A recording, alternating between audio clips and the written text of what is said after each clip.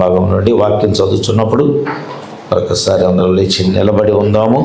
చిన్న లేఖనము ఆదికాండము 27వ అధ్యాయము. ఆదికాండము 27వ అధ్యాయము.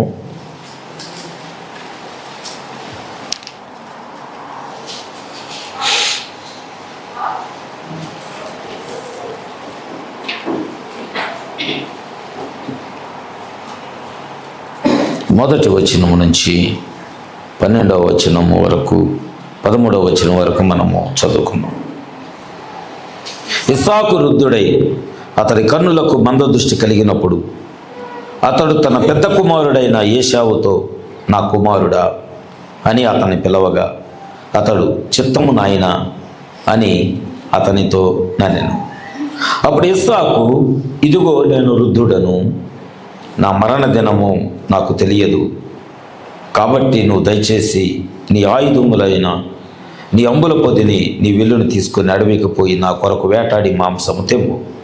నేను చావక మునుపు నిన్ను నేను ఆశీర్వదించున్నట్లు నాకిష్టమైన రుచిగల భోజ్యములను సిద్ధపరచి నేను తినుటకై నా యొద్దకు తెమ్మని చెప్పాను.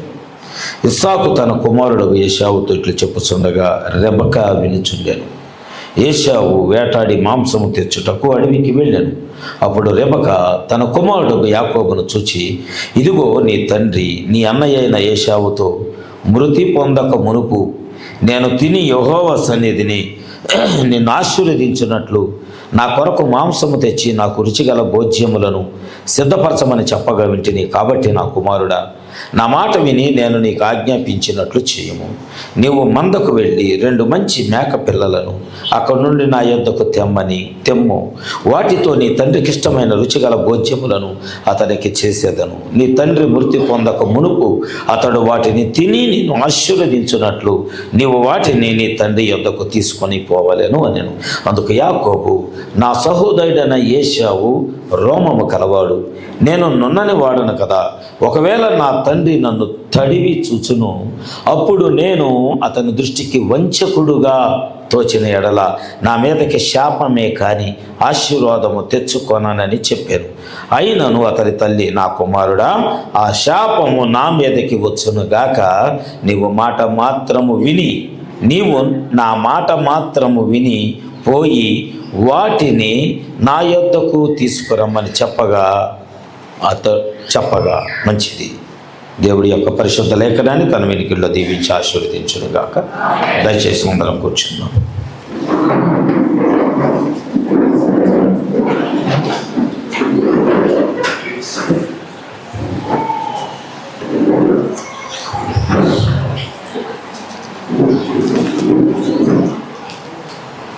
దేవునికి స్తోత్రములు. అందరూ సంతోషంగా ఉన్నారా? బయట చిన్నపిల్లలతో ఉన్నవారు కూడా వాక్యము వినాలి. పిల్లలు మీ కొరకు చక్కటి గేట్ చేయించాము. పిల్లల కింద పడకుండా పరిగెత్తకుండా వారి కొరకు చక్కటి గేట్ గడిపెట్టేసేయండి. అప్పుడు పిల్లలు మెట్లు దిగి పడిపోతారనే భయం మీకు ఉండదు. చక్కగా వాక్యము వినగలుగుతారు. అవును, ఇక్కడ కొంతమంది మిస్ అయ్యారేంటి? ఇక్కడ ఎవరు రాలేదు మీ పక్కన వాళ్ళు? మీరేనా? ఓకే, చాలామంది కనపడతారు కదా కింద. ఓకే, రైట్, స్థలం మారారా? మంచిది. ఈరోజు నేను రాత్రి నుంచి దేవుని దగ్గర ఒక పోరాటం, ఒక యుద్ధం జరుగుతుంది ఈరోజు వాక్యం కొరకు. కానీ అది ఎంతవరకు దేవుడు ఆ లేఖనాన్ని మన మధ్యకు తీసుకురాబోతున్నాడో నాకు తెలియదు. కానీ రాగానే కొద్ది సమయం తర్వాత ఇక్కడ పరిశుద్ధాత్మ సిద్ధపరుచుకుంటున్న వాక్యానికి అనుకూలంగా, దేవుడు సిద్ధపరుస్తున్న లేఖనానికి అనుకూలంగా ఆల్రెడీ దేవుడు క్రియ జరిగించేశాడు. ఆమేన్. కనుక నేను దాన్ని గ్రహించాను. నేను వెంటనే కళ్ళు మూసుకున్నప్పుడు నాకు అర్థమైంది, పరిశుద్ధాత్మ తన కార్యాన్ని ఇక్కడ జరిగిస్తున్నాడు. ఆమేన్. ఈరోజు దేవుని యొక్క సన్నిధిలో మరి ఒక చిన్న అంశము, ఆ అంశము ఏమిటంటే నీ దోష వస్త్రమును తొలగించుకొనుము. నీ దోష వస్త్రము లేకపోతే పాపపు వస్త్రము,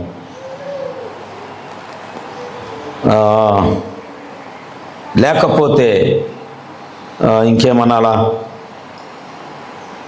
మలిన వస్త్రము. బైబిల్లో ఉన్నది ఆ పదాన్ని. జకర్యా గ్రంథం 3వ అధ్యాయం 3వ వచనం చదవండి. జకర్యా గ్రంథము 3వ అధ్యాయము 3వ వచనం. త్వరగా త్వరగా బైబిల్ స్పీడ్గా తీయటం నేర్చుకోవాలా. యెహోషువ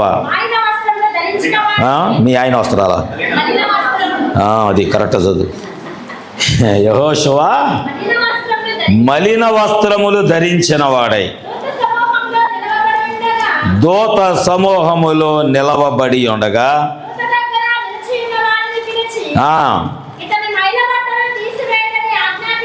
ఇతని మలినమైన వస్త్రములు మైల బట్టలు తీసివేయడని ఆజ్ఞాపించి నేను నీ దోషమును పరిహరించి ప్రశస్తమైన వస్త్రములతో నిన్ను అలంకరించుచున్నాను అని సెలవిచ్చాను. ఆమేన్. ఆ మలిన వస్త్రము అది దోష వస్త్రము. అందుకే దేవుడు ఆ మలిన వస్త్రమును తొలగించి, దోష వస్త్రమును తొలగించి ప్రశస్తమైన వస్త్రమును దేవుడు అలంకరించుచున్నాడు. అట్టి ప్రశస్తమైన వస్త్రము దేవుడు ఈరోజు సంఘానికి ఇచ్చును గాక. ఆమేన్. ఖచ్చితంగా ఈరోజు దేవుడు ఎవరియో ఆ మలిన వస్త్రాలు దేవుడు తొలగించాలనుకుంటున్నాడు. ఎందుకొరకు అంటే దేవుడు నిన్ను ఏర్పాటు చేసుకున్నప్పుడు నేను నిన్ను ఒక ప్రశ్న వేస్తా. దేవుని ఎదుటికి వచ్చినప్పుడు నువ్వు ఎలాగ వస్తున్నావు? ఈ మొదటి ప్రశ్న. ఎలాగ వస్తున్నావంటే ఒక పాపపు ముసుగుతో దేవుని దగ్గరకు వచ్చి, లేకపోతే ఒక దోషము యొక్క ముసుగుతో దేవుని యొద్దకు వచ్చి, దేవుడు నిన్ను పరీక్ష చేసిన ఆ దోషము కనబడనంతగా వేషధారిగా ఇక్కడికి వస్తే, జాగ్రత్త వినాలి, ప్రతి మాట చాలా విలువైనది. దేవుడు నిన్ను తడిమి చూసినా దొరకనంతగా వేష వస్త్రము ధరించుకొని వస్తే, వేషము ఏ వేషము? నేను ఇక్కడ కొన్ని విషయాలు తెలియచేయాలి. ఏం తెలియచేయాలంటే యేసుక్రీస్తు ప్రభుల వారి కాలంలో, ఆమేన్, యేసుక్రీస్తు ప్రభుల వారి కాలంలో ఆయన మెస్సియాగా భూమి మీద ఉన్నప్పుడు, ఆమేన్, ఆయన ఎదుటికి కొంతమంది వచ్చారు. వాళ్ళు ఎలాంటి వాళ్ళు? కొంతమంది పాపులు, కొంతమంది రోగులు, కొంతమంది వ్యాధిగ్రస్తులు. వారిలో ఒకరిని తీసుకుందాము. పాపాత్మురాలైన స్త్రీని తీసుకుందాం. పాపాత్మురాలైన స్త్రీ దేవుని ఎదుటికి వచ్చినప్పుడు ఆమె ఎలాంటి వేషముతో రాలా? జాగ్రత్తగా గమనిద్దాం. ఆయన ఎదుటికి రావటానికి ధైర్యము చాలక, ఆమె ఆయన ఎదుటికి రావటానికి ధైర్యము చాలక ఆయన వెనక నుండి రావటం ప్రారంభించింది. ఆమె నిజముగా పాపాత్మురాలే. అయినా ఎక్కడ నా పాపము కనపడకూడదు అని ఒక వేషధారిలాగా దేవుని ఎదుటికి రాలా. లేదా ముసుగు వేసుకొని నన్ను ఎవరో చూడకూడదు, లేకపోతే ప్రభువుకి నేను కనబడకూడదు, నా పాపము కనబడకూడదు, లేకపోతే నా దోషము కనబడకూడదు అని ప్రభు దగ్గరికి రాలా. ఆమె దేవుని యొద్దకు రావటమే ఒక పాపాత్మురాలుగా వచ్చింది. ఆమేన్. నేను ఎందుకు ఈ మాట చెప్తున్నానంటే, ఒక రోజున నువ్వు దేవుని ఎదుటకు వచ్చినప్పుడు, సరిగ్గా నువ్వు పశ్చాత్తాపడవలసిన సమయం వచ్చినప్పుడు ఖచ్చితంగా నువ్వు యథార్థంగా రావాల్సిందే. ఆమేన్. నువ్వు యథార్థంగా దేవుని పాదాల దగ్గరికి రానంత కాలము దేవుడు నీకు దూరంగానే ఉంటాడు. ఆమేన్, ఆమేన్. కొద్దిగా ఈరోజు హృదయాల్లో నుంచి దేవుడు కొన్ని కొవ్వు పదార్థాలు దేవుడు బయటకు లాగబోతున్నాడు. మలినమైన దాన్ని మన ఆలోచనలో నుంచి దేవుడు బయటకు లాగబోతున్నాడు. ఆమేన్. చూడండి, కొన్ని విషయాలు ఈరోజు దేవుడు మనతో మాట్లాడేటప్పుడు, యేసుక్రీస్తు ప్రభుల వారి కాలంలో లోక సువార్త 5వ అధ్యాయము 12వ వచనం నుంచి చూద్దాం. 12వ వచనం నుంచి చూద్దాం. లూకాసు సువార్త 5వ అధ్యాయము 12, 13, 14, 15 ఉన్నప్పుడు ఉండేను. చూచి సాగిలపడి, ప్రభువా నీకిష్టమైతే నన్ను శుద్ధినిగా వేడుకొనేను. చెయ్యి చాపి వానిని ముట్టి నాకిష్టమే అనగానే కుష్ఠరోగము వానిని. ఇప్పుడు ఈ కుష్ఠరోగి దేవుని ఎదుటకు రోగిగానే వచ్చాడు. జాగ్రత్త, నేను ఏ కోణంలో వెళ్తున్నానో మీరు క్యాచ్ చేయండి. దేవుడు నిన్ను తడిమి చూడబోతున్నాడు. ఇప్పుడు ఆయన నిన్ను తడవబోతున్నాడు, నిన్ను ముట్టుకోబోతున్నాడు, నిన్ను తాకబోతున్నాడు. ఆయన నిన్ను తాకపోయేటప్పుడు నువ్వేం చేయాలంటే యథార్థతను బయటపెట్టు. నేను పాపిని చెప్పే, తప్పేముంది, బాగు చేస్తాడుగా.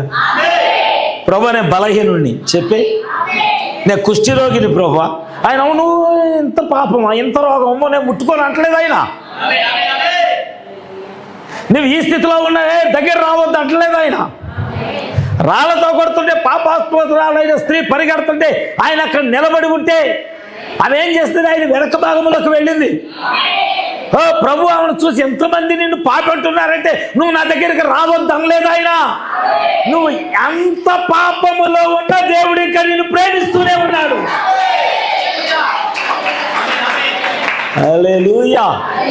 ఎంత ఘోర పాపివైనా ఆయన ఇంకా నిన్ను ప్రేమిస్తూనే ఉన్నాడు. కానీ మనము దేవుని దగ్గరికి వచ్చేటప్పుడు యథార్థంగా రాలేకపోతున్నాం.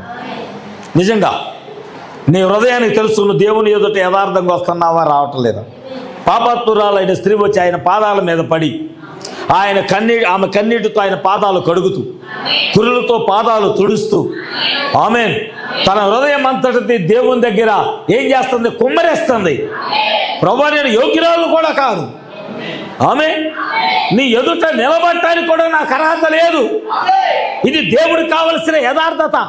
ఒక విశ్వాసి అలాంటి యథార్థతతో దేవుని ఎదుటికి వస్తే ఆమె ఎందుకొరకు వచ్చిందంటే తనకున్న ప్రతి పాపము క్షమించబడాలని. కానీ మనం దేవుని సన్నిధిలోకి వచ్చి వాక్యం తెలిసిన తర్వాత ఏ బాప్తిసం తీసుకున్నాం కదా, ఎన్ని పాపాలు చెప్తే ఏంటి, ఇంకా దేవుని దగ్గర నేను పాపాన్ని ఒప్పుకోవడం ఏంటి. కాబట్టి దేవుడు నిన్ను తడిమి చూస్తున్నాడు. ఇస్సాకు యాకోబును తడిమినట్లుగా తడుముతుంటే నువ్వు దొరకట్లా. అబ్బా, దేవుణ్ణే మబ్బి పెట్టే వేషం వేసావు. దేవుడు నిన్ను తాగుతుంటే, దేవుడు నిన్ను ముట్టుకుంటుంటే, దేవుడు నిన్ను తడిమి చూస్తే దొరకట్లా. రక్తస్రావం కలిసి స్త్రీ వచ్చింది ప్రభు దగ్గరికి. ఆమె ముసుగులో రాలా.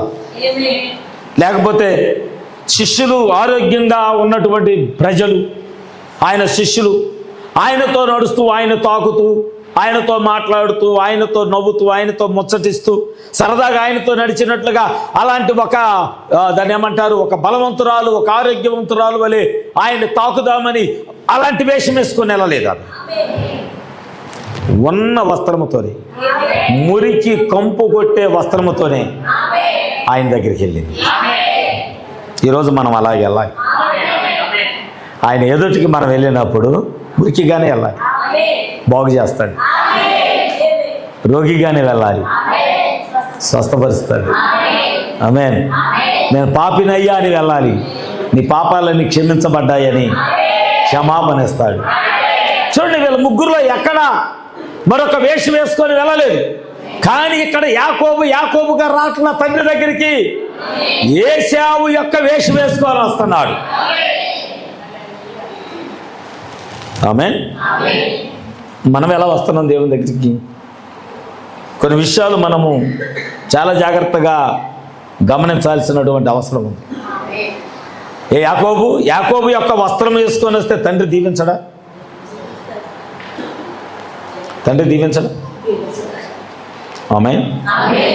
దీవిస్తాడు ఆయన. ఎందుకంటే యాకోబు మోసగాడు అయినప్పటికీ ఇస్సాకు ఆశీర్వదిస్తానే ఉన్నాడు. ఆమేన్. ఎలాగా ఈరోజు దేవుడు మనల్ని ప్రేమించినట్లుగా మనం బలహీనలం. రోజు 100 అబద్ధాలు ఆడతాం, 100 తప్పులు చేస్తున్నాం. వర్తమానం తెలిసినా ఇంకా వర్తమానం యొక్క వెలుగులోకి ఇంకా మనం రాలేదు. బయట ప్రజలేను, వెళ్ళిన స్థలాల్లో బయట ప్రజలేను, అయ్యా వర్తమానం వర్తమానం వర్తమానం, చెప్పండి అయ్యా చెప్పండి అయ్యా చెప్పండి అయ్యా, మళ్ళీ మీరు ఎప్పుడు వస్తారు చెప్పండి అయ్యా, మళ్ళీ మీరు ఎప్పుడు వస్తారు చెప్పండి అయ్యా. దాహం దాహం దాహం కలిగి ఉంటారు. కానీ మనం చెప్పండి, మీరు చెప్పాలి. ఇప్పుడు వర్తమాన సంఘానికి వస్తున్నాం, వర్తమానం యొక్క ముసుగు కప్పుకొని వస్తున్నాం. దేవుడు నన్ను వధువుగా నన్ను ఎత్తిపట్టుకుంటాడని వస్తున్నాం. కానీ లోపల యాకోబు వలె ఉన్నాం. మన స్వభావాలు యాకోబు వలె ఉన్నాయి, మన హృదయాలు యాకోబు వలె ఉన్నాయి, మన మనస్తత్వాలు యాకోబు వలె ఉన్నాయి. నాకు తెలీదు, ప్రభుని అడిగా ఏం చెప్పాలి ప్రభు అని. నేను ఇంకా కన్ఫ్యూజన్లోనే ఉన్నాను. ఈరోజు అసలు వాక్యం ఏంటో కూడా నాకు తెలియట్లా, ఇంకా కన్ఫ్యూజన్లోనే ఉన్నాను. అప్పటికి శ్యామ్ గారు బురదలో ఎడ్ల బండి లాగించినట్లుగా లాగించుకుంటూ వచ్చారు. ఎట్టగొట్ట తీసుకొచ్చి దాన్ని ఏమంటారు, ఎడ్ల బండి లాగే ఆ ముక్కులకి వేసి తాడేస్తారు కదా, ఆ తాడు నా చేతిలో పెట్టి ఆయన వెళ్ళిపోయాడు. ఇప్పుడు నేను లాగాల్సి వస్తుంది బురదలో బండిని. ఎందుకని? మీలో చురుకుదనము చల్లబడిపోతుంది, మీలో ఎందుకు ఉద్యమము చల్లబడిపోతుంది. మీరు వెలిగింపబడిన వారై ఉండాలని దేవుడు కోరుకుంటున్నాడు. ఆమేన్. కానీ ఆ వెలుగు నీలో లేకపోతే నువ్వెంత ప్రయత్నం చేసినా నీలో నుంచి వెలుగు రాదు. ఆమేన్. హల్లెలూయా. ఎందుకంటే దేవుడు చూడండి, నేను ఈరోజు కొన్ని వస్త్రాల గురించి నేను మీతో మాట్లాడబోతున్నాను, కొన్ని విషయాల గురించి నేను మీతో మాట్లాడబోతున్నాను. ఇక్కడ యాకోబు అనేటటువంటి ఇస్సాకు యొక్క కుమారుడు, రెండవ కుమారుడు. ఆమేన్. అతని పెద్ద కుమారుడైన ఏశావు. తండ్రి చెప్పాడు ఏమని, ఇంకా నాకు మరణ దినము గడియ దగ్గర పడింది. ఆమేన్. మరణ దినము గడియ దగ్గర పడింది, ఒక మంచిగా వేటాడి ఆహారాన్ని తీసుకొని రా, నేను భుజించి నేను నిన్ను ఆశీర్వదిస్తాను. తండ్రి తన కుమారుడిని ఆశీర్వదించాలనుకున్నాడు. కానీ లోపల అక్కడ ఒక ఆమె ఉంది, ఆమె రెబెక. ఎవరామె అంటే ఇస్సాకు భార్య. ఎవరామె అంటే యాకోబు తల్లి. ఆమేన్. ఇప్పుడు భర్త మాట చెప్పగానే అసలు ఆమెలో ఏం ఆందోళన రావాలి?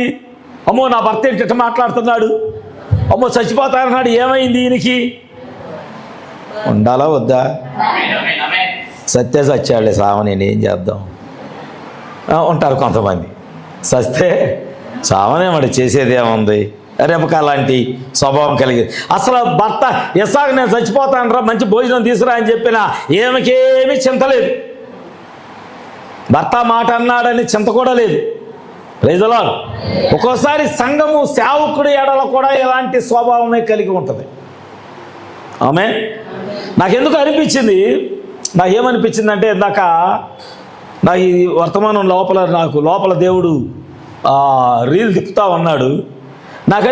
నాకేమనిపించిందంటే చాలామంది ఒకవేళ సుందర కుమారు, బాబీ అన్నయ్య, చిన్నాన్న, లేకపోతే పెద్దనాన్న, లేకపోతే తాత, లేకపోతే అయ్యగారు, ఒకవేళ ఇలాగా ఒక సామాన్యమైన మానవుడుగా ఒకవేళ కనపడవచ్చు మీకు.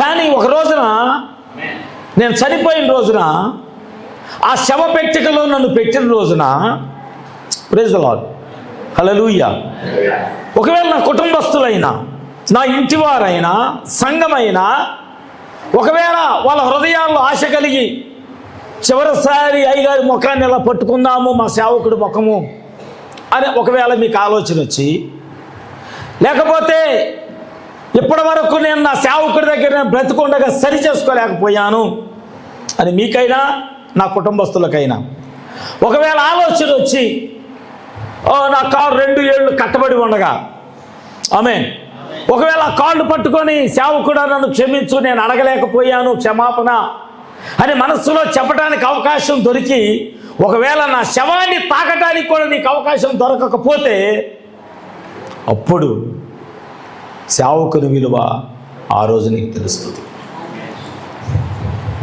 నేను చాలాసార్లు చెప్పాను, నేను దేవుడు నన్ను పరలోకం నుంచి పంపించాడు. చాలామందికి అర్థం కాకపోవచ్చు, అర్థం కాదు కూడా. వదిలేస్తాను దాని గురించి. అర్థం కాని వాళ్ళు నేనేం చేయలేను, వదిలేస్తాను. నువ్వు సేవకుడికి వాక్యానికి విలువ ఇవ్వనంత కాలం, అది సంఘమైనా అది ఇంటివారైనా, వారు ఎల్లప్పుడూ దేవునికి పగస్తులుగానే ఉంటారు. ఆమేన్ చెప్తారా? అది సంఘమైనా అది కుటుంబమైనా. ఎందుకంటే నీ సేవకునికి నువ్వు కనబడుతున్నా నీ సేవకునికి నువ్వు విలువ ఇవ్వలేకపోతే కనబడని దేవునికి కూడా నువ్వు విలువ ఇవ్వటం లేదు. చాలామంది అనొచ్చు, దేవుణ్ణి ప్రేమించినంతగా మీకు తెలియకపోవచ్చండి. దేవుడు మా హృదయంలో ఈ లెవెల్లో ఉంటాడు, ఈ స్థానంలో ఉంటాడు. అబద్ధం అది, అబద్ధం అది. ఎందుకంటే నువ్వు వాక్యాన్నే తప్పిపోతున్నావు. నీ కళ్ళ ఎదుట ఉన్న నీ సహోదరుని ప్రేమించటము చేత కానప్పుడు, కనబడని దేవుణ్ణి ఎక్కువగా ప్రేమిస్తున్నావంటే బైబిల్ చెబుతుంది నువ్వు అబద్ధం ఆడుచున్నావు. ఆమేన్. కొన్ని విషయాలు నేను మీకు బయలుపరచాలనుకుంటున్నాను. ఈ రోజున రెబెకా ఏం చేసిందంటే తన కుమారుని పిలిచి, నాయనా నీ తండ్రి ఎలా అన్నాడు, మరణ గడియ దగ్గర పడిందంట, చచ్చిపోతున్నాడంట, నీ అన్నను పిలిచి మంచి విందు చేసి ఆహారం పెట్టమన్నాడు, దీవిస్తానన్నాడు, కనుక నువ్వు ముందుగా ఆ మందలోకి వెళ్ళి మంచి మేక పిల్లలను తీసుకొని రా, నేను చక్కటి విందు ఏర్పాటు చేసి నీ తండ్రి యొద్దకు నేను నిన్ను పంపిస్తాను, కాబట్టి నువ్వు వెళ్ళి నీ తండ్రి దగ్గర ఆశీర్వదించబడు. పాపం యాకోబు నిజంగా యథార్థవంతుడిగానే ఉన్నాడు. ఎంత యథార్థంగా ఉన్నాడంటే, అమ్మా అన్నయ్య ఒంటి నిండా రోమాలు ఉన్నాయి, నేను నా శరీరం చాలా నున్నగా ఉంటుంది, అవునా, చాలా నున్నగా ఉంటుంది, నా తండ్రి నన్ను గుర్తుపెడితే ఆశీర్వాదం కాదు కదా శాపం వస్తుంది అంటుంది. రే ఆ శాపం మీద నా మీదకి వస్తుందిలే, కానీ నేను చెప్పినట్టు ఈ తల్లి యొక్క ఒక ఆజ్ఞలాగా నువ్వు తీసుకొని వెళ్ళంట. ప్రవక్త అన్నాడు, ఇది నీ తల్లి యొక్క ఆజ్ఞ భావించి నీ తండ్రి ఎదుటికి వెళ్ళు అని. ఏశావు కంట మంచి వస్త్రాలు ఉండేవంట, వేటగాడే అయినా మంచి వస్త్రాలుంటే ఏశావు గుడారంలోకి వెళ్ళి ఆ మంచి వస్త్రాలు తీసుకొచ్చి యాకోబుకేసి, యాకోబు వస్త్రాలు ఏశావు వస్త్రాలు యాకోబుకేసి ఆ మేకపిల్ల యొక్క చర్మాన్ని మెడ మీద చేతుల మీద కప్పేసింది. కప్పి ఇప్పుడెళ్ళు, ఇప్పుడెళ్ళు. వెళ్తున్నది యాకోబు, కానీ ఏశావు వేషధారణలో వెళ్తున్నాడు, ఏశావు యొక్క వస్త్రాలు ధరించి వెళ్తున్నాడు. నీ తండ్రి ఎదుటికి నువ్వు వెళ్తున్నప్పుడు వేషం ఎందుకు? నీ తండ్రేగా, మన దేవుడే కదండి. మన దేవుని ఎదుటికి వెళ్తున్నప్పుడు మరొక వేషములో ఎందుకు వెళ్ళటం? పాపాత్మురాలైన స్త్రీ వెళ్ళింది, వేషము లేదు. కుష్ఠరోగి వెళ్ళాడు, వేషము లేదు. రక్తస్రావం కలిగిన స్త్రీ వెళ్ళింది, వేషము లేదు. ఆమేన్. వాళ్ళు ఉన్న పాటున యథార్థంగా దేవుని ఎదుటికి వెళ్ళారు. ఒకరు క్షమాపణ పొందుకున్నారు, ఒకరు స్వస్థత పొందుకున్నారు, ఒకరు విడుదల పొందుకున్నారు. ఆమేన్, ఆమేన్, ఆమేన్. నీ తండ్రి ఎదుటికి వెళ్ళేటప్పుడు వేషముతో ఎందుకు వెళ్తున్నావు? ఆమేన్. నేను నీకోటి చెప్పాలనుకుంటున్నా, నీ తండ్రి ఎదుటికి నువ్వు ఏ వేషధారణలో వెళ్ళినా ఇస్సాకు ప్రవక్తగానే ఉన్నాడు ఆయన. ఆమేన్, ఆమేన్. ఎందుకంటే ఇస్సాకు ఆ గడియకు పంపబడిన వాక్యమై ఉన్నాడు. ఇది పట్టుకోండి గట్టిగా, ఇస్సాకు ఆ గడియకు పంపబడిన వాక్యమై ఉన్నాడు. అతని పుట్టుక, అతని మరణము, అతని పునరుద్ధానము, అతని యొక్క వివాహము సమస్తము వాక్యానుసారమైనది. ఆమేన్.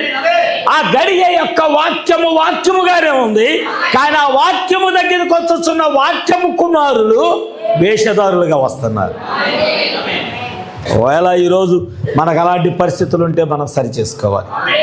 నా దేవుని ఎదుట యథార్థంగా నేను వెళ్తాను. ఆమేన్. వెళ్ళకల్లా, వేషధారికి వెళ్ళకల్లా. ఎందుకంటే దేవుడు ఎన్నడూ విక్రయింపబడ్డాడు. నా దేవుడు ఎన్నడూ మోసపోడు.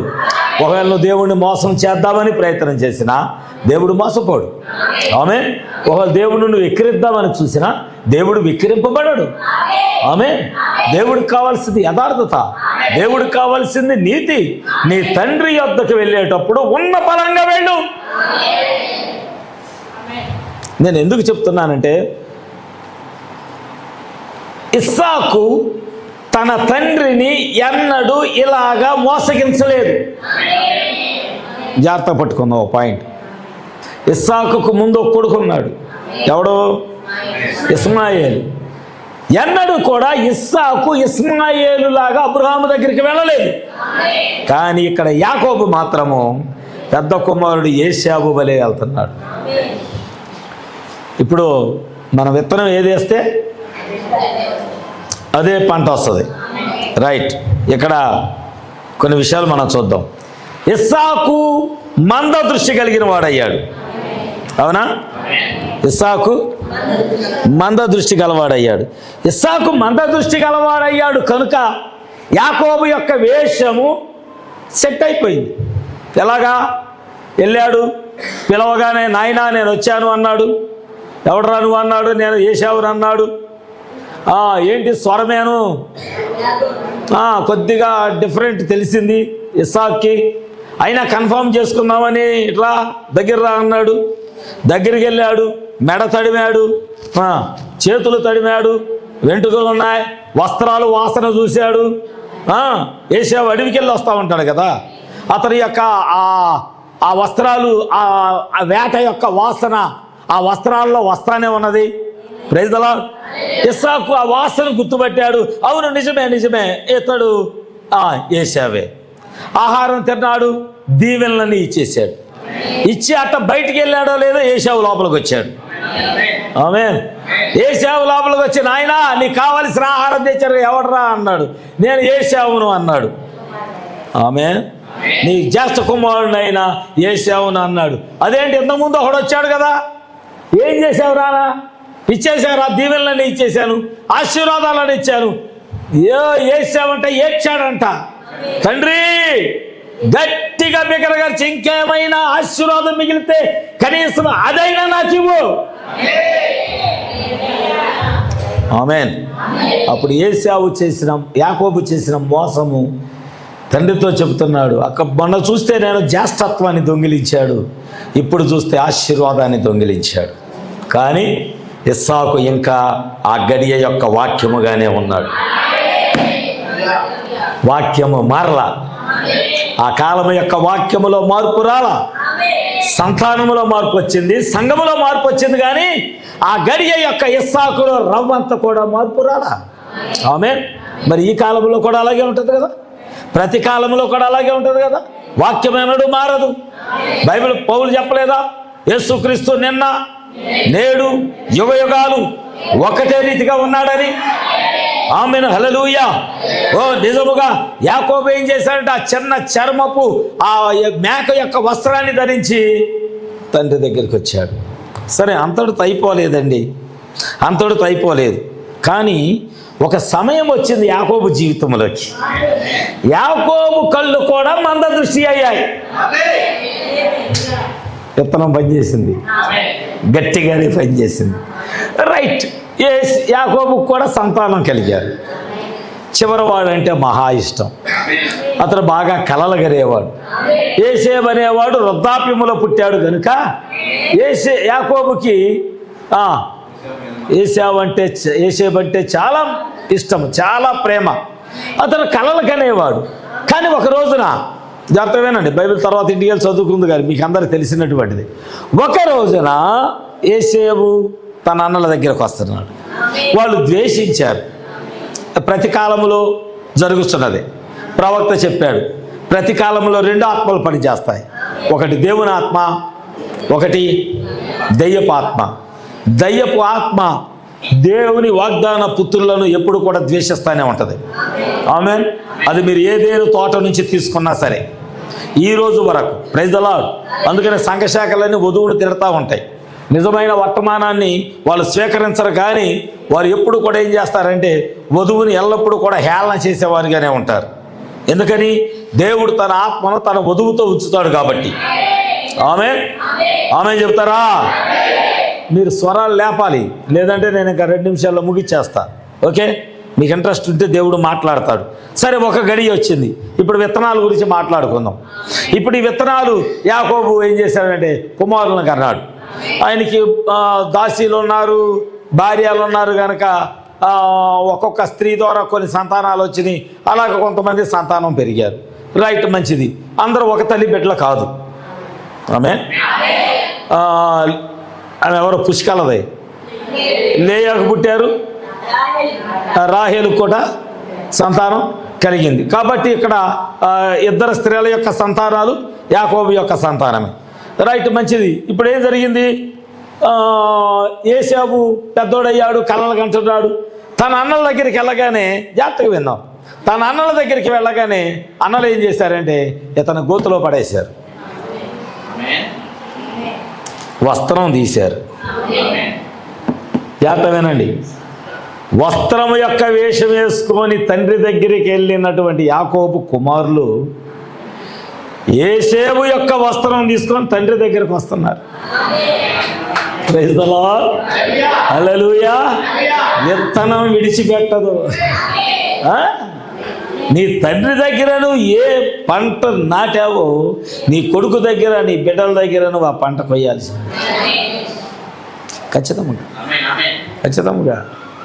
నువ్వు అనుకోండి, అదే అన్నా సరదాగా తీసుకోవచ్చు అని, మీరు సరదాగా తీసుకోవచ్చు అని. మోషేని అలాగా సరదాగా తీసుకున్నారు.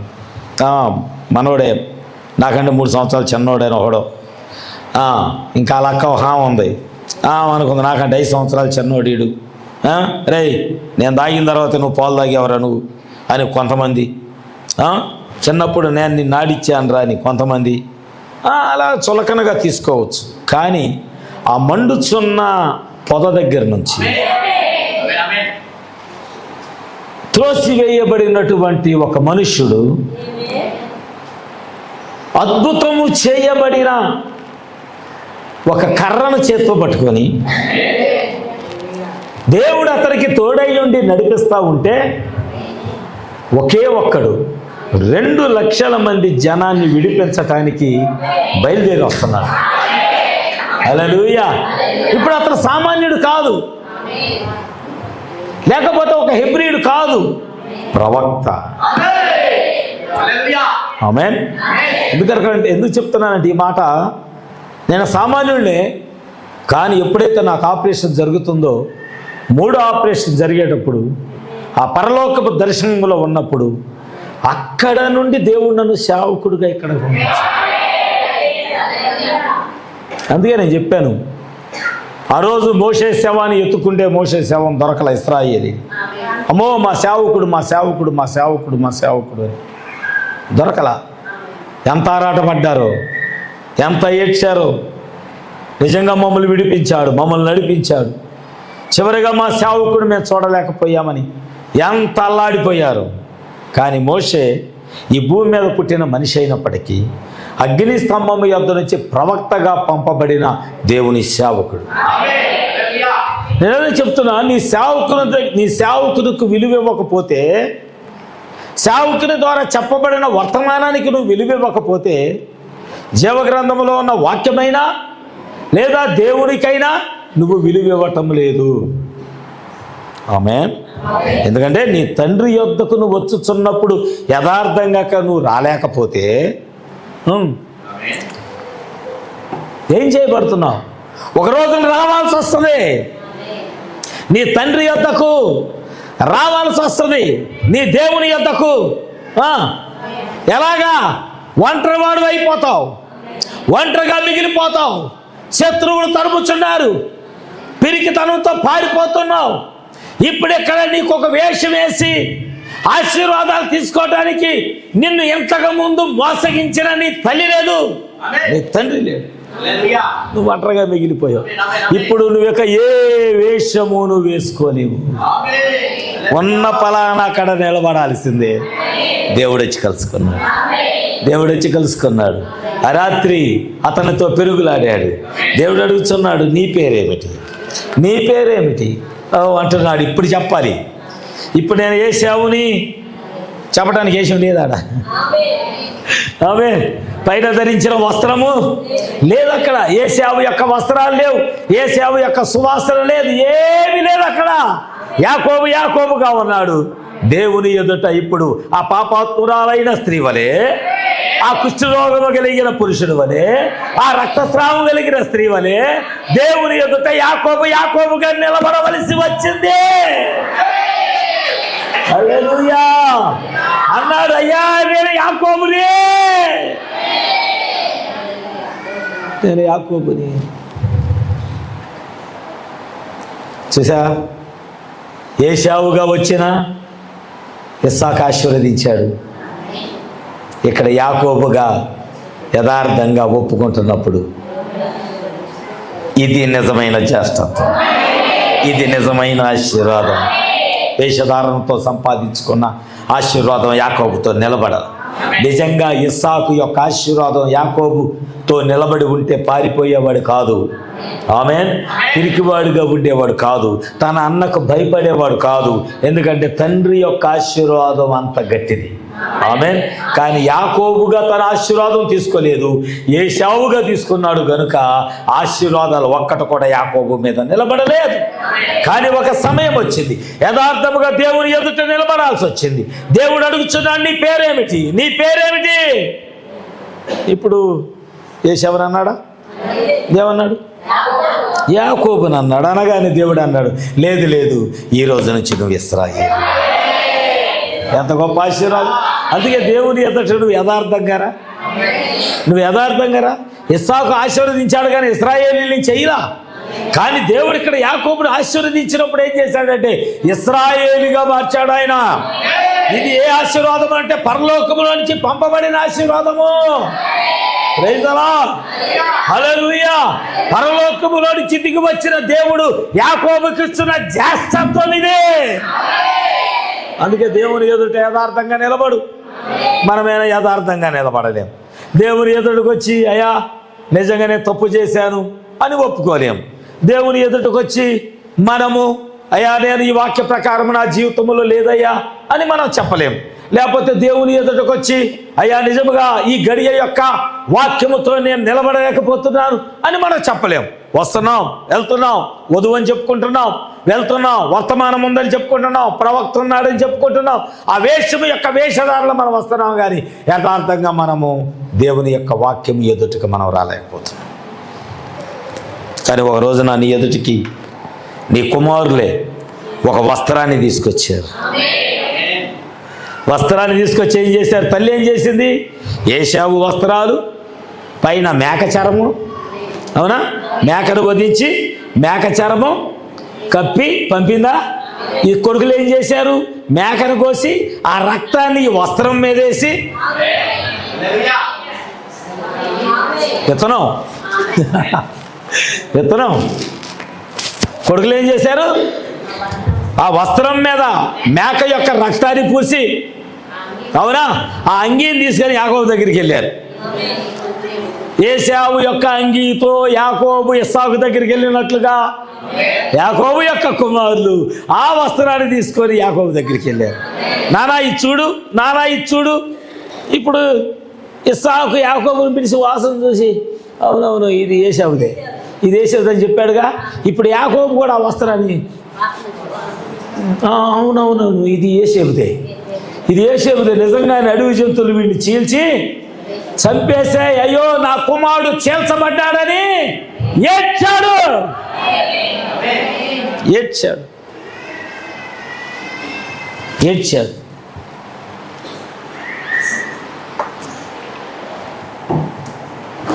ఒక రోజున దేవుని ఎదుటికి నువ్వు యథార్థంగా వెళ్ళవలసిన గడియ వస్తుంది. ఆమేన్. యథార్థంగా వెళ్ళినప్పుడు అప్పుడు దేవుడు ఏం చేస్తాడో తెలుసా? ఒకవేళ ఇందా మనం చదువుకున్న జకరియా గ్రంథం 3వ అధ్యాయం 3వ వచనం చదవండి. 3వ వచనం నుంచి యెహోషువ మలిన వస్త్రములు ఈ రోజున, రైట్, నిజముగా అవి మలిన వస్త్రములు కాదు. ఆమేన్. ఎందుకంటే మోషే చనిపోయినప్పటికీ దేవుడు తన పనిని ఆపల. అవునా? మోషే చనిపోయాడు, మోషే మృతి చెందాడు, మోషే భూమి మీద లేడు, దూతలు వచ్చి ఆయన తీసుకొని వెళ్ళిపోయాయి. అవునా? మోషే చనిపోయాడని దేవుడు తన పరిచర్య ఆపలేదు, యెహోషువతో కొనసాగిస్తానే ఉన్నాడు. కానీ ఒక సాతాను వాడు వచ్చి యెహోషువ మీద ఒక నింద వేస్తున్నాడు. ఏమని? యెహోషువ మలిన వస్త్రములు ధరించాడు, ధరించిన వాడు పరలోకం ఎలా వెళ్తాడు అని. దేవుని దగ్గరికి చూడండి, ఇప్పుడు ఒకవేళ మీరు ఒప్పుకోలేదనుకోండి, ఈరోజు నువ్వు దేవుని దగ్గర నీ వేషం తీసేసేలేదనుకో, ఏది నటించిన వేషం ఉంది ఇక్కడ, ఆ నటించిన వేషము బాప్తిసం తీసుకొని కూడా నటిస్తున్నావు కదా, ఆ నటించిన వేషము దేవుని దగ్గర నువ్వు తీసేసుకోలేదనుకోండి, ఒక రోజున దేవుని ఎదుటికి నువ్వు అలాగే వెళ్ళాల్సి వచ్చింది. అప్పుడైనా పట్టబడతావు నువ్వు. అవునా? అప్పుడైనా పట్టబడతావు. కానీ ఏ తప్పు చేయని యెహోషువ మీద సాతాను వాడు ఏం చేస్తాడంటే ఒక నింద వేస్తున్నాడు. అయ్యా భక్తి తగ్గిపోయింది, ప్రార్థన తగ్గిపోయింది. యెహోషువ ఎల్లప్పుడూ ప్రార్థన చేసేవాడు, ఇప్పుడు నాయకత్వం వచ్చిన తర్వాత భక్తి తగ్గిపోయింది, అతడు సరిగ్గా సంఘాన్ని పట్టించుకోవటం లేదు. నేను అనుకుంటున్నా ఒకవేళ సంఘము చేసిన పొరపాట్ల వల్ల యెహోషువ మీద సాతాను వాడు నింద వేశాడేమో. అవునా? అవునా? ఎందుకంటే యెహోషువ ఇశ్రాయేలీయులు యుద్ధానికి పంపిస్తే యుద్ధంలో ప్రజలు చనిపోలేదా? ఎందుకు చనిపోయారంటే చీటీ ఆకాను మీద పడలేదా? ఆకాను మీద చీటీ ఎందుకు పడిందంటే సంఘములో ఉన్న ఆకాను దొంగతనం చేశాడని బయటికి రాలేదా? సంఘం దొంగతనం చేస్తుంటే సేవకుడు ఏం చేశాడు? పట్టించుకోలేదేమో. అది నింద అని నేను అనుకుంటున్నా. ఒకవేళ రేపొద్దున మీరు చేసే పొరపాట్లకి సాతాను నా మీద కూడా నింద వేయచ్చు. ముందే చెప్తున్నా,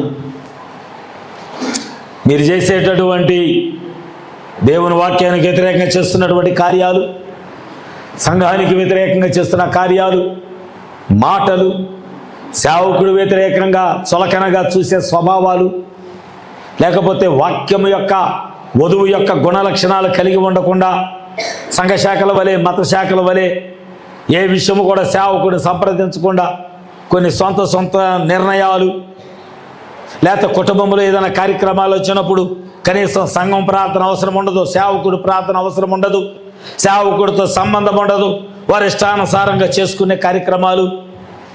ఒకవేళ ఇవన్నీ మీరు దేవుని దగ్గర తీసుకొచ్చి, అయ్యా నిజముగా మేము సేవకుడు ఉండినప్పటికీ, మందిరం ఉండినప్పటికీ, సంఘము మా కొరకు ప్రార్థన చేసే సంఘం ఉండినప్పటికీ కూడా మేము అనేక విషయాలు సంఘములో బయలుపరచకుండానే మా సొంత నిర్ణయాలతో వెళ్ళటాన్ని బట్టి మేము నశించిపోతున్నాం ప్రభువా అని ఒకవేళ ఇప్పుడు ఆ వస్త్రం తీసివేయకపోతే, దేవుని దగ్గర ఆ ముసుగును నువ్వు తొలగించుకోకపోతే, ప్రైజ్ ది లార్డ్, దేవుడు కూడా ఏం చేయడు. ఎందుకంటే ఆయన ఎదుట ఒక రోజున నీ ముసుగు బయటపడింది. ఒక రోజున దేవుని ఎదుటికి వచ్చినప్పుడు నిజముగా యాకోబు వలె ఒంటరిగా నిలబడాల్సి వస్తుంది. ఆ పాపాత్మురాలైన స్త్రీ వలె, కుష్ఠరోగి వలె, రక్తస్రావం కలుగుతున్న స్త్రీ వలె ఆ యథార్థంగా దేవుని ఎదుట నిలబడాల్సి వస్తుంది. Praise the Lord. కానీ సాతాను వాడు ఏం చేస్తాడంటే నీతిమంతుడైన యెహోషువ మీద మలిన వస్త్రాలు ధరించాడయ్యా ఈయన అని చెప్తుంటే దేవుడు అన్నాడు, ఆ మలిన వస్త్ర దూతకు ఆజ్ఞాపిస్తున్నాడు, ఆ మలిన వస్త్రమును తొలగించండి. ఏం తొలగించాలి? ఆ మలిన వస్త్రమును తొలగించండి. తొలగించి అతని దోషమును పరిహరించి అతనికి ప్రశస్తమైన, ఈరోజు వధువు ధరించవలసిన వస్త్రం ఏంటంటే ప్రశస్తమైన వస్త్రం. ఆమేన్, హల్లెలూయా. నీవు ఆ వస్త్రము తొడుగుకొని ఉండాలని దేవుడు చూస్తున్నాడు. ఆమేన్. నువ్వు ఆ వస్త్రము కలిగి ఉండాలని దేవుడు చూస్తున్నాడు. కానీ మనం ఏం చేస్తాము? నిజముగా ఆ ప్రశస్తమైన వస్త్రాన్ని తొడిగి ఉండటానికి మనం ఇష్టపడం. ఒకనొక సమయంలో పరలోకములో తర్వాత చదువుకోండి, ప్రకటన గ్రంథంలో ఒక దూత వచ్చి ప్రభువుని అడగలేదా, ఆ తెల్లని వస్త్రాలు ధరించిన వారు ఎవరు? ఆ ప్రశస్తమైన తెల్లని వస్త్రాలు ధరించిన వారు ఎవరు ఆ దివిటీలు పట్టుకొని తెల్లని వస్త్రాలు ధరించి పరుగెడుతూ వచ్చుచున్న వారు ఎవరు? నేను చూశాను ఆ సంఘాన్ని పరలోకములో, నా దర్శనములో ఆ సంఘాన్ని నేను చూశాను. హల్లెలూయా. రెండవసారి ఆపరేషన్ జరుగుతున్నప్పుడు పరలోకం ఎత్తబడినప్పుడు ఆ తెల్లని వస్త్రాలు ధరించి ప్రభు దగ్గరికి పరిగెత్తుకొని రావటము విలియం బ్రానమ్ చూశాడు ఆయన. ఆమేన్. ప్రవక్త పరలోకం ఎత్తబడినప్పుడు ఆయన చూశాడు తెల్లని వస్త్రాలు ధరించి, వాక్యపు వస్త్రాన్ని ధరించి, ప్రవక్త ఇచ్చిన వర్తమానాన్ని ధరించి వధువుగా సిద్ధపడిన సంఘాన్ని విలియం బ్రానమ్ పరలోకంలో చూశాడు ఆయన. ఆమేన్. ప్రభువు నాకు చూపించాడు పరలోక దర్శనములో. ఆపరేషన్ జరుగుతున్నప్పుడు నా ఆత్మ పరలోకం వెళ్ళినప్పుడు ఇదిగో నేను సిద్ధపరచుకున్న సంఘం నేను చూశాను. మీకు తెలుసా, ఈరోజు ఇక్కడ చెప్పబడుతున్నటువంటి వాక్యానికి, వర్తమానానికి, ప్రవక్త కాలములో ఈ వర్తమానానికి ఆమెను చెప్పిన వారు లక్షల మంది ఉన్నారు. ఆమేన్. ఈరోజు మనం ఏ వాక్యానికైతే ఆమెనని చెబుతున్నామో, మన ప్రవక్త బోధిస్తున్నప్పుడే మన ముందు నడిచిన పరిశుద్ధులు ఆమెనని చెప్పిన వాక్యాన్ని దేవుడి కృపాగుడారంలో మాట్లాడుచున్నాడు. ఆమేన్. హల్లెలూయా. సంగమా, ఈ రోజున మీరు నిజంగా ధన్యులని చెప్తాను నేను. నిజంగా ధన్యులు. ఎందుకంటే మనం లోకము నుంచి వేరు చేయబడ్డవారం, లోకాశ నుంచి వేరు చేయబడ్డవారం. వాక్యం యొక్క వస్త్రము ధరించడానికి దేవుడు మనల్ని సిద్ధపరిచాడు. ఎందుకంటే ఆయన ఎలాంటి ప్రశస్తమైన వస్త్రము ధరించాడో ఈరోజు మనము కూడా అలాంటి ప్రశస్తమైన వస్త్రము ధరించాలని దేవుడు కోరుకుంటున్నాడు. ఆయన ధరించిన వస్త్రం ఎలాంటిదంటే ఒక రోజున ముట్టుకుంటే చాలు అనుకుంది, అంత ప్రశస్తమైన వస్త్రాన్ని ధరించిన దేవుడు. కొంతకాలం తర్వాత ఆయన శిష్యులు వచ్చారు, పోయిన వారు చెప్పారు, పౌలు యొక్క ఆ యొక్క కర్చీఫ్ తాకితే చాలు అనుకున్నారు, పౌలు యొక్క వస్త్రాన్ని అలా తాకితే చాలు అనుకున్నారు. ఆమేన్. ఈరోజు ఆ ధన్యత దేవుడు వధువుకి ఇచ్చాడు. అలాంటి ధన్యత మనకిచ్చాడు దేవుడు. ఈ వాక్యం యొక్క వస్త్రాన్ని మీరు ధరిస్తే నిజముగా మిమ్మల్ని ఎవరైనా ముట్టుకుంటే వాళ్ళ స్వస్థత కలిగింది. ముట్టుకుంటే స్వస్థత కలిగింది. కానీ ఈరోజు మనం ఎలాంటి వస్త్రాలు ధరించాం? ఎవరిని మోసగిద్దాం? ఇస్సాకునే, లేక వాగ్దాన పుత్రుడినే, లేక బలిపీఠం దాకా మరణము దాకా వెళ్ళి మరణపు లోయల్లోకి వెళ్ళి పునరుద్ధానంలో తిరిగి లేచిన ఇస్సాకునా? ఎవరిని మోసగిద్దాం? ఏ వేషముతో వెళదాం? మందిరానికి వచ్చేటప్పుడు అవిశ్వాసిగా వస్తున్నావా, వేషధారిగా వస్తున్నావా, విశ్వాసిగా వస్తున్నావా? నువ్వు ఏ వేషం వేసుకొని వస్తున్నావో అది నీకే తెలుసు, దేవుడికి తెలుసు. Praise the Lord. కానీ ఈ రోజున కొన్ని విషయాలు దేవుడు మరుగు చేస్తాడండి. తెలుసా, ప్రవక్తలకు కూడా కొన్ని విషయాలు మరుగు చేయబడ్డాయి. ఇస్సాకుకి యాకోబును మరుగు చేసినట్లుగా, తెలుసా మీకు, ఇస్సాకుకి దేవుడు యాకోబును మరుగు చేశాడు. అయినా ఇస్సాకుగానే ఉన్నాడు. బైబిల్ చెప్పలేదా? ఏలియా కాలములో అనేక మంది విధవరాళ్ళు ఉండినప్పటికీ సారేపతి విధవరాల కుటుంబానికే దేవుడు తన ప్రవక్తను పంపించాడు. కానీ మీకు తెలుసా, ఏలియాకు అక్కడ కుటుంబం ఉన్న సంగతి దేవుడు ఏలియాకు బయలుపరచలా. ఏలియాకు తెలియదు. కానీ అంతమంది ఉంటే ఒక్క సారేపతి స్త్రీ కుటుంబాన్ని దేవుడు ఎదుగు చేసుకున్నాడు. ఎలీషా కాలం వచ్చింది. ఎలీషా కాలం వస్తే అక్కడ ఒక కుమారుడు చనిపోయాడు. అవునా? ఆ సునేమీరాలు వచ్చింది, వచ్చి చెప్తుంది, అయ్యా నా కుమారుడు చనిపోయాడు. ఎలీషా ఏమన్నాడు? దేవుడు ఈ విషయాన్ని నాకు మరుగు చేశాడు. ఆమేన్. దేవుడు కొన్ని విషయాలు తన ప్రవక్తలకు కూడా మరుగు చేస్తాడు. ఆమేన్. తన సంఘానికి మరుగు చేస్తాడు. ఆయన వస్తుంటే ఈయన ఎక్కడికి వెళ్తున్నాడు అర్థం కాల. ఆయన వెంటనే గెరాసేన ప్రాంతానికి వెళ్ళిపోయాడు. వెళ్ళేసరికి అక్కడ దెయ్యాలు పట్టినవాడు, శారా దెయ్యాలు పట్టినవాడు ఉన్నాడు. అవునా? అక్కడికి వెళ్ళేసరికి వాడు ఏం చేస్తున్నాడు? రాళ్లతో కోసుకుంటున్నాడు, రక్కు కొట్టున్నాడు, చిలపెంకులతో లేకపోతే రాళ్లతో రక్కు కొట్టున్నాడు, గొలుసులతో కట్టబడ్డాడు, బందీ అయిపోయాడు. కానీ ఎప్పుడైతే దేవుడు వస్తున్నాడు, ఆ దెయ్యాలన్నీ అరిచాయి. దావీదు కుమారుడా, మాతో నీకేం పని, మాతో మీకేం పని. శిష్యులు తెలియదు ఏదో జరుగుతుంది ఇక్కడ, శిష్యులు తెలియదు. దేవుడు అలాగా కొన్ని విషయాలు ప్రవక్తలకు కూడా మరుగుపరిచాడు ఆయన. ఆమె ఏలియాకు మరుగుపరిచాడు, ఇస్సాకు మరుగుపరిచాడు, అవునండి, అలాగే ఎలీషాకు మరుగుపరిచాడు. ఆ కాలంలో అనేక మంది కుష్ఠరోగులు ఉంటే ఒక నయమానుకు మాత్రమే స్వస్థత ఇచ్చాడు. ఈ కాలంలో కూడా వధువు ఉన్న సంగతి లోకానికి మరుగుపరిచాడు ఆయన. ఆమె భూమి మీద ఒక వధువు ఉన్న సంగతి ఆయన ఏం చేశాడంటే మరుగు చేశాడు. అందుకే వాళ్ళకి అర్థం కాదు. ఒక వధువు ఉన్న సంగతి భూమి మీద లోకానికి అర్థం కాదు. నిజంగా ఆ మరుగైన స్థలములో ఒక సారేపతి విధవరాలు దాచినట్లుగా, ఆమేన్, అలాగే ఒక ఆ కుష్ఠరోగి నయమానుని స్వస్థపరచడానికి దేవుడు ఎన్నిక చేసుకున్నట్లుగా, ఆ గడియలో చనిపోయిన ఒక కుమారుడు బ్రతికించినట్లుగా ఈ కాలంలో దేవుడు వధువుని రహస్యంగా సిద్ధపరచుకున్నాడు. ఇప్పుడు మనం ఎలా ఉండాలంటే వేషధారులుగా కాదు, రహస్యపు వధువుగా, దేవుని చేత ప్రశస్త వస్త్రము ధరించిన వధువుగా మనము సిద్ధపడాలి. అందుకే మన దోష వస్త్రాన్ని మనం తొలగించుకుందాం, మన పాపాన్ని మనం ఒప్పుకుందాం, మన రోగాన్ని దేవుని దగ్గర చదివా నేను నిజంగా కుష్ఠరోగినే,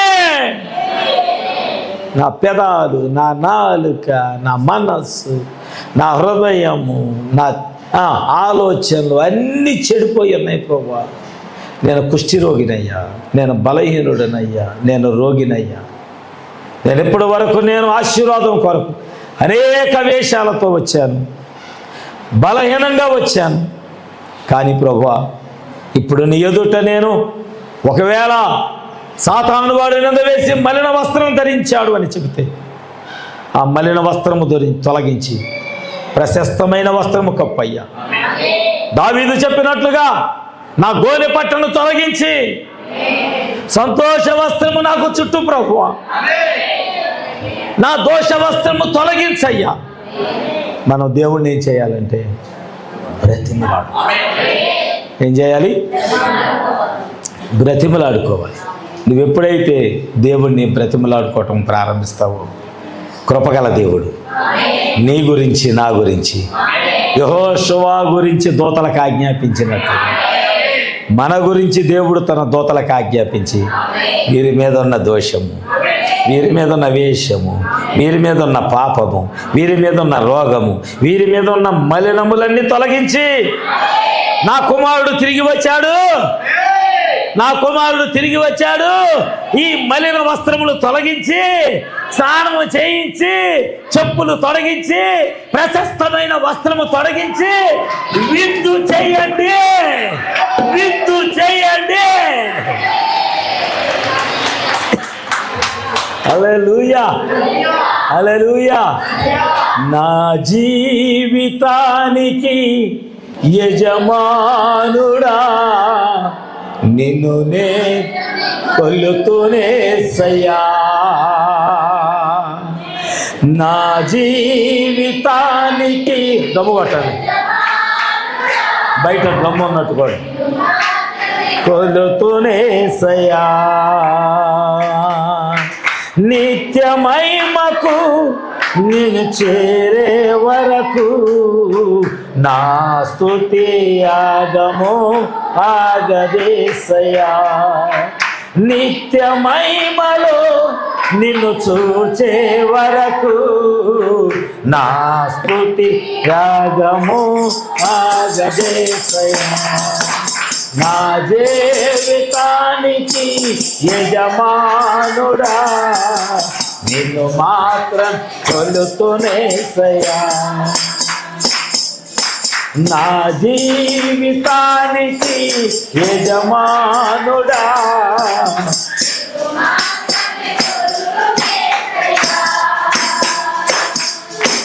కన్నీటిలోయ ఆవేదనల ఛాయ లోకపు మాయ నే తాళలేనయ్యా, కన్నీటిలోయ ఆవేదనల ఛాయ లోకపు మాయ నే తాళలేనయ్యా, హరచేతిలో చెక్కు మొక్కుకున్నవాడా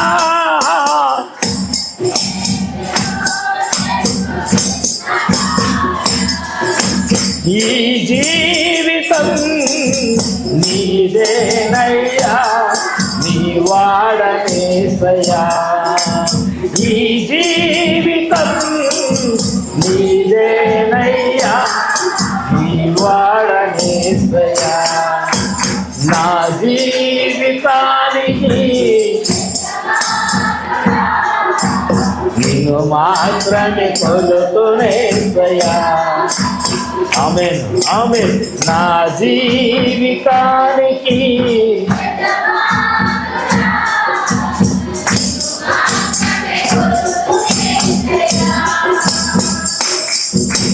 గుండె జారిపోయే ఆ నిందలెన్నో, ఆత్మీయులతో అవమానాలెన్నో. గుండె జారిపోయే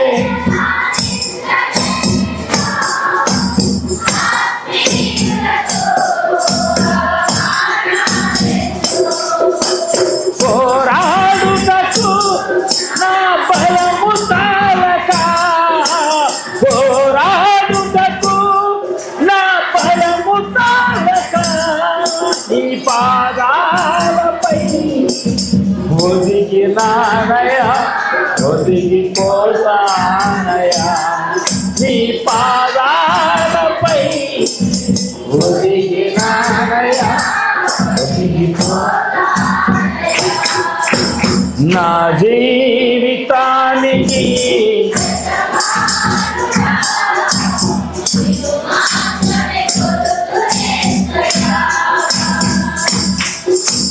నా జీవితానికి నువ్వు మాత్రమే. హల్లెలూయా. ప్రార్థన చేసుకుందామా? నిజంగా ప్రభువా, నీ ఎదుటికి నేను యథార్థంగా రాలేకపోతున్నాను. ఆ క్షమాపణ ఈరోజు నువ్వు దేవుని ఎదుట అడగగలిగితే, నిజంగా ఎన్నిసార్లు నువ్వు దేవుని అలా దుఃఖపరిచావు.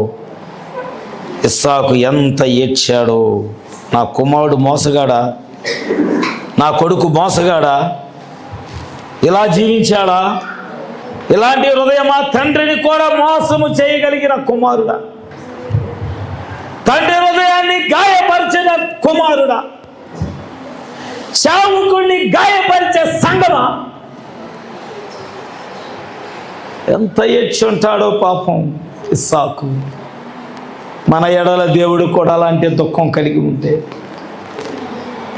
ఎన్నిసార్లు నేను నిన్ను దుఃఖపరిచాను, వేషధారిగా వచ్చి, మోసముతో వచ్చి, ఎన్నిసార్లు నేను నిన్ను ఏడిపించాను ప్రభువా. నేను లేనప్పుడు నా గురించి నువ్వు ఆలోచన చేసి ఎన్నిసార్లు కన్నీరు కార్చావు. నేను వచ్చాను, వెళ్ళిపోయాను, మోసగించాను, వెళ్ళిపోయాను. కానీ నా గురించి నీ హృదయం బద్దలైనదని,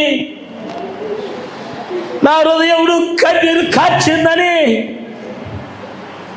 తండ్రి ఇస్సాకు ఏడ్చినట్లుగా, అయ్యో నా కుమారుడు, సొంత తండ్రినే మోసగించే కుమారుడు, సేవకుడిని మోసగించే సంఘం, దేవుణ్ణి మోసగించే వధువు, భర్తను మోసగించే భార్య. ఎన్నిసార్లు నీ భర్త ఏడ్చుంటాడో నీ గురించి, ఎన్నిసార్లు ఏడ్చుంటాడో. నా దగ్గర ఎంత నటిస్తుంది, తప్పు పట్టుకోలేనంతగా నటిస్తుంది, తడిమి చూసినా దొరకనంత.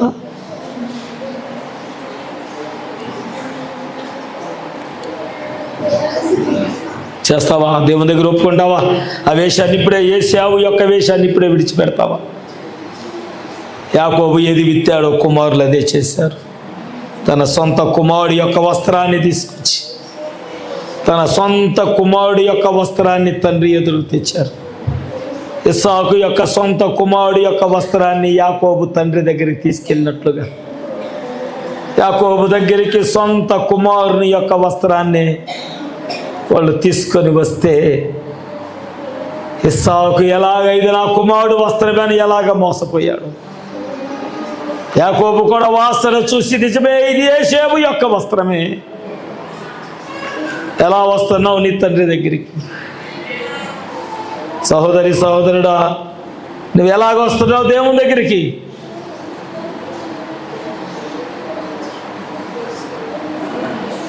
ఈ లోకమంతా మాయ, ఈ లోకమంతా వేషధారణ. ఒక రోజున దేవుణ్ణి నువ్వు కలుసుకునే సమయం వచ్చినప్పుడు నీకు వేషం వేసిన వాళ్ళు ఉండరు, నువ్వు వేషం వేసుకోవటానికి ఆ వస్త్రాలు ఉండవు. దేవుని ఎదుట ఒంటరిగా నిలబడాలి. ఆ రోజైనా నేను యాకోబునయ్యా, నేను మోసగాడినయ్యా, నేను కుష్టి రోగినయ్యా, అయ్యా నేను పాపాత్మురాలనయ్యా, నేను రక్తస్రావం కలిగిన దాన్ని అయ్యా, అయ్యా నేను దయ్యాలు పట్టిన వాడిని దాన్ని అయ్యా ఒప్పుకోవాలి.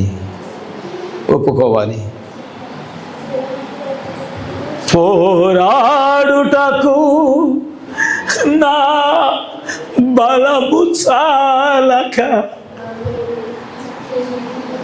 నీ పాదాలని ఒదిగినానయ్యా, ఒదిగిపోతానయ్యా.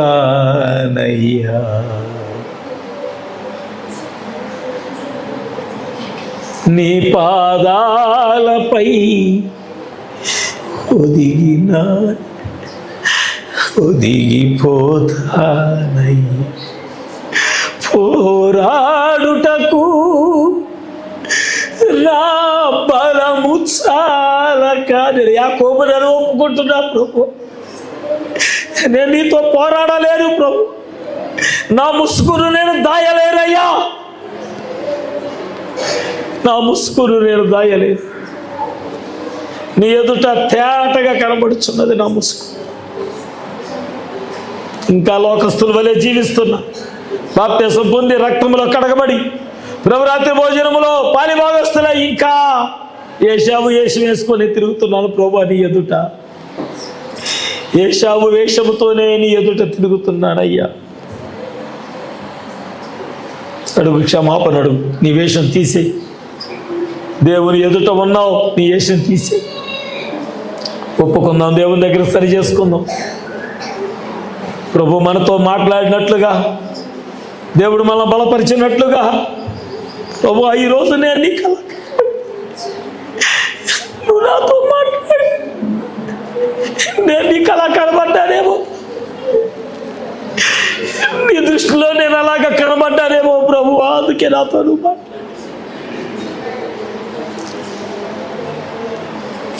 నీవు నన్ను చూసినప్పుడు ఏషావు ఏషంలో కనబడ్డానే, నటిస్తూ కనబడ్డానేమో. నన్ను క్షమించు, నన్ను క్షమించు. సంఘాన్ని తాకండి, బిడ్డలను తాకండి, హృదయాలు తాకండి. భక్తి వేషం వేసుకొని వస్తున్నాను అయ్యా, సేవకుని పట్టించుకోవట్లేదు, విలువ ఇవ్వట్లేదు, ఇవ్వవలసిన గౌరవాన్ని నేను ఇవ్వలేకపోవచ్చు.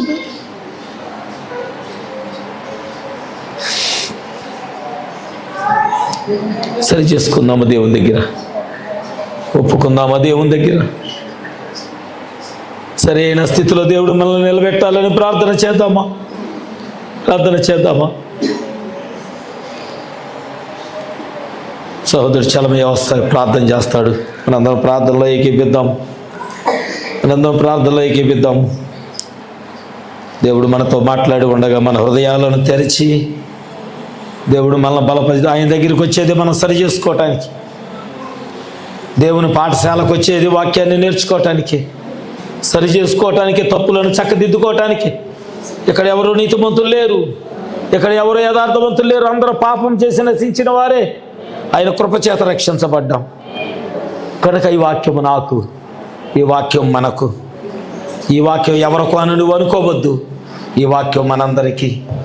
ప్రభువా నన్ను సరిచేసి నా దోష వస్త్రము తొలగించమని నీ దూతలకు ఆజ్ఞాపిస్తే యెహోషువ మీద ఉన్న మలిన వస్త్రములు తొలగించి ప్రశస్తమైన వస్త్రము కప్పినట్టుగా ఈరోజు నీ వాక్యపు వస్త్రము చేత నన్ను అలంకరించావు ప్రభు. సరి చేసుకుందాం, ప్రార్థన చేసుకుందాం. దేవుడు ఈ రోజున ఎన్న వాక్యాన్ని బట్టి ఈ రోజున మనం అందరం కూడా సరి చేసుకుందాం. పాపునైన నన్ను ప్రభువా మరొకసారి జ్ఞాపకం చేసుకుంటాం ప్రభువా. ఎందుకంటే నువ్వు గొప్ప దేవుడవు, నువ్వే రంగం మీదకి వచ్చి నాయన తగువారిలో మీరు మాట్లాడడానికి నీకు వందనాలు ప్రభువా. ఈ రోజున మాకు యేసేపు వస్త్రం మాకు వద్దు ప్రభువా, యేసేపు వస్త్రం కూడా మాకు వద్దు ప్రభువా. వాక్యమైన వస్త్రం ఈ రోజు మాకు కావాలి ప్రభువా. పాపమైన మమ్మల్ని మరొకసారి నీ రక్తంలో కడగబడి ఎలబెట్టి కొనుక్కున్నారు ప్రభువా. అందుని బట్టి నీకు వందనాలు ప్రభువా. అయ్యా మేము పశ్చాత్తాపడుతున్నాం ప్రభువా. అయ్యా నీకు వ్యతిరేకమైన ఏ సిద్ధాంతంతో మేము వస్తూ ఉంటే ప్రభువా మమ్మల్ని క్షమించండి ప్రభువా. మరొకసారి మమ్మల్ని క్షమించండి ప్రభువా.